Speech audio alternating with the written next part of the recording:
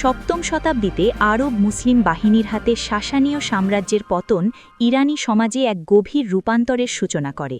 তবে পারস্য সংস্কৃতির বিলুপ্তি ঘটেনি, বরং এটি ইসলামী প্রশাসনের সাথে মিলে এক অনন্য সাংস্কৃতিক সংশ্লেষণ তৈরি করে।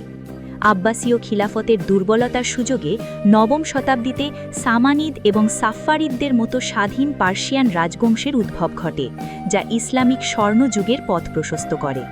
ইবনে সিনা এবং আল তুসির মতো পণ্ডিতরা জ্ঞান বিজ্ঞানে যুগান্তকারী অবদান রাখেন।